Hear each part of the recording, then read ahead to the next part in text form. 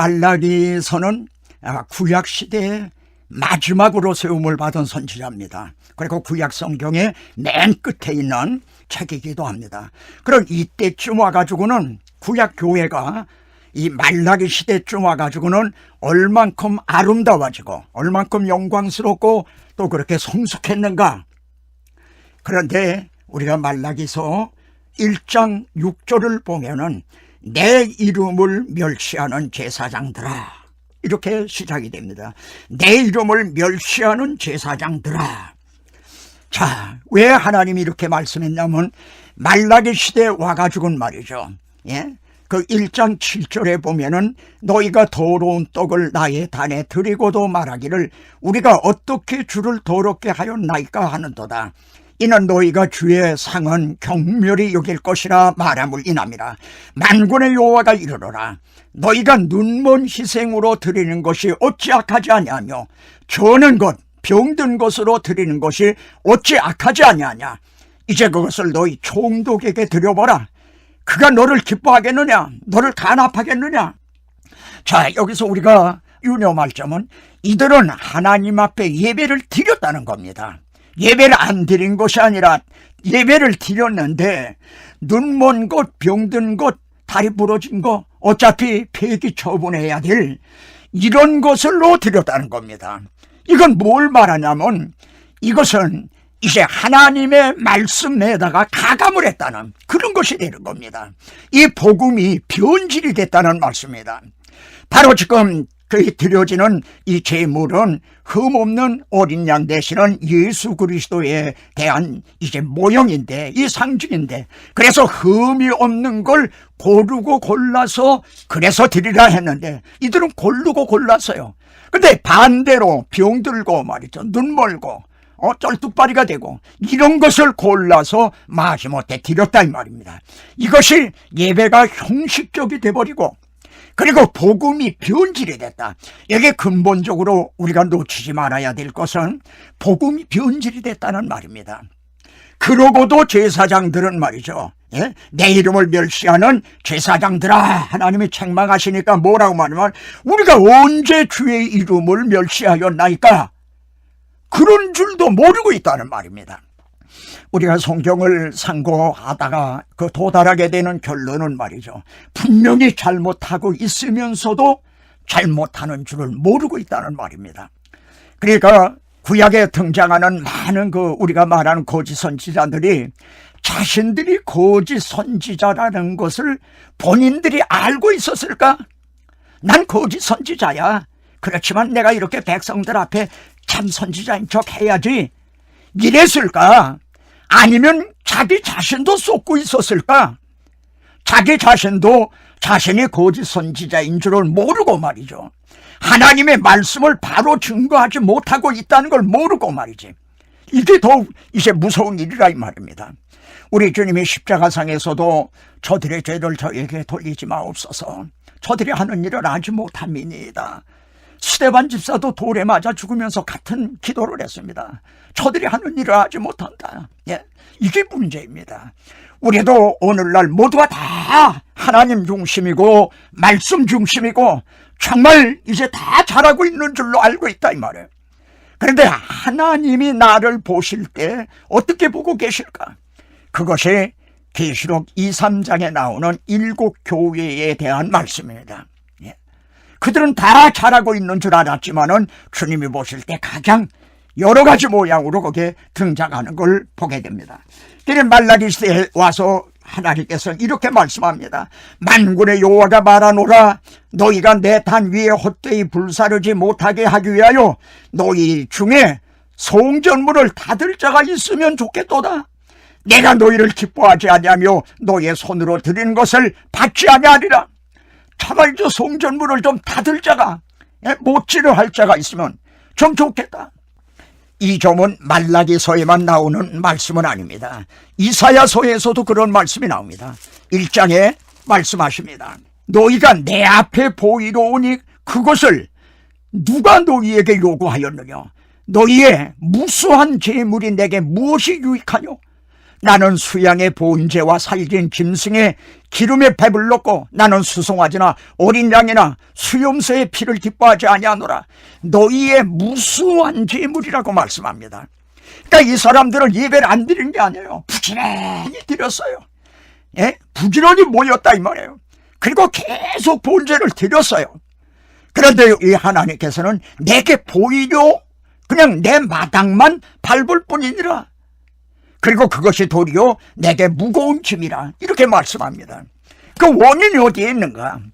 이들이 하나님 앞에 이 제물을 드리는데 말이죠. 이 제물이 아주 묘한 데가 있습니다. 예? 이 제물이 말이죠. 우상에게 제사를 하는 거하고 이제 비슷하다 이 말이에요. 외형은. 그래서 자유주의 신학자들은 이제 아브라함에게 이제 아들을 번제로 드리라 한 것은 아브라함의 아버지가 우상을 만들고 하던 사람이라는 기록이 나오지 않습니까? 그러니까 아브라함이 그 조상 쪽부터 하던 그 우상 숨기던 그 근성이 남아서 그렇게 한 거다. 인신을 말이죠. 예? 무슨 심청을 뭐 어떻게 했다는 식으로 말이죠. 예? 그래서 그런 것이 나오는 거다. 이런 식으로 자유주의적인 이제 해석을 하고 있다 이 말입니다. 그러니까 여기에서 말이죠. 하나님 앞에 속죄제 본제를 드리는 거하고 우상에게 제물 드리는 거하고 겉으로 보면 똑같다 이 말이에요. 너무 같지 않습니까? 근데 다른 점이 뭔가? 그들이 심중에 마음에 말이죠. 아브라함과 다윗에게 언약하신 메시아 언약을 가지고 있느냐?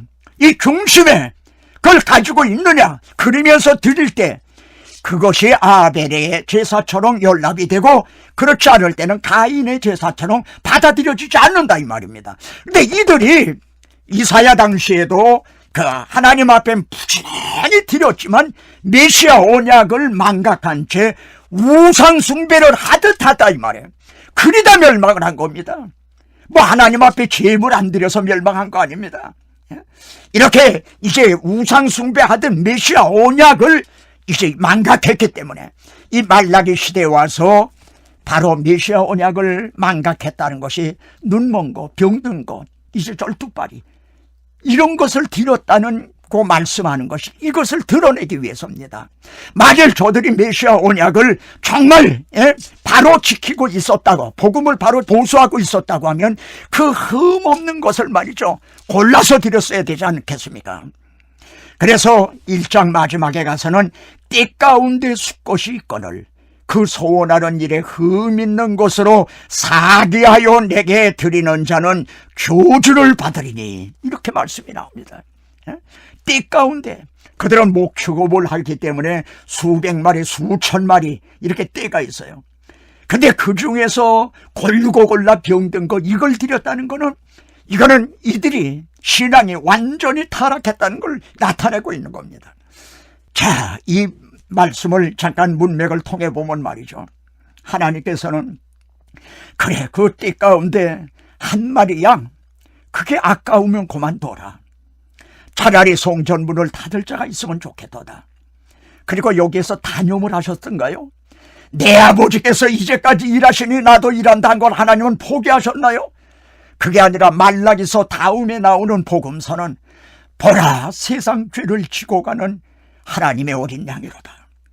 그 배은망덕한 괘씸한 그들을 위해서 자기 아들을 우리가 아직 연약할 때에 우리가 아직 죄인 되었을 때 우리가 심지어 원수 되었을 때 그 아들의 죽으심으로 말미암아 우리가 하나님과 화목되었은즉 자기 아들을 화목제물로 내어주셨다 이 말씀입니다. 이 문맥을 좀 묵상해 보시기 바랍니다. 때 가운데 숫것이거늘 그 한 마리 양이 아깝거든 그만둬라.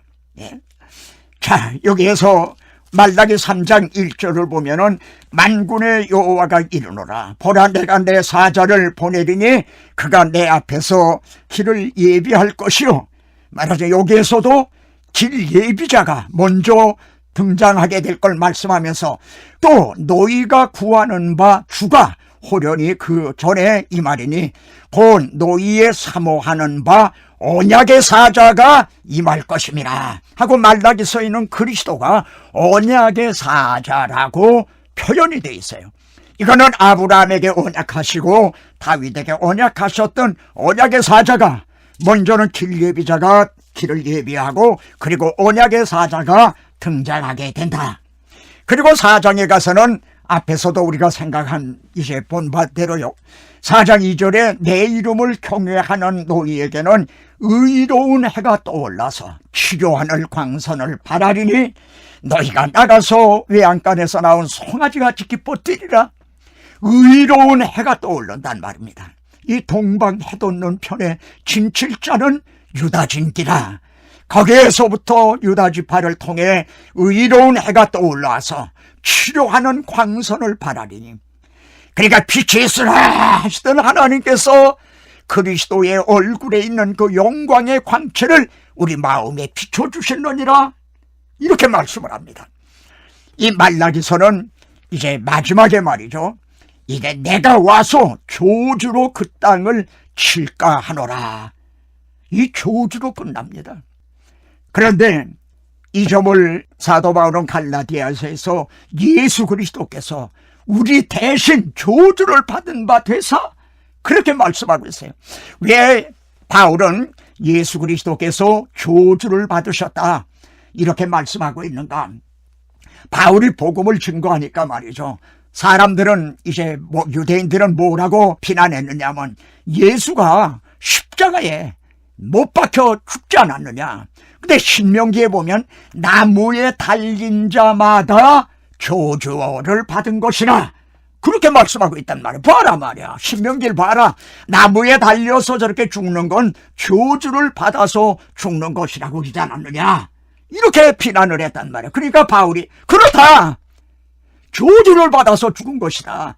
그러나 내가 잊지는 말아라. 내가 받아야 될 조주, 내가 율법을 지키지 못해서 조주를 받은 말라기서를 봐라. 어떻게 끝나냐?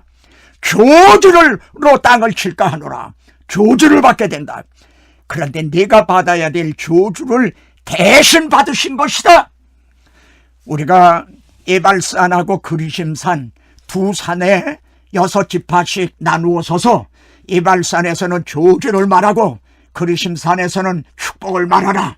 그런데 에발산에 본제단이 쌓여져 있었어요. 그리고 거기에 큰 돌을 세우고 회치를 하고 율법을 거기다 기록을 하라 그랬어요. 근데 그 율법파에서는 결국 저주하여 있다 이 말이에요. 그런데 거기에 본제단이 쌓여져 있다 이 말이에요. 그래 바로 우리가 받아야 될 저주를 예수 그리스도께서 대신 받으실 것이 거기에 모형적으로 그렇게 아주 선명하게 나타나 있다 이 말씀입니다. 이거보다 더 어떻게 하나님께서 복음을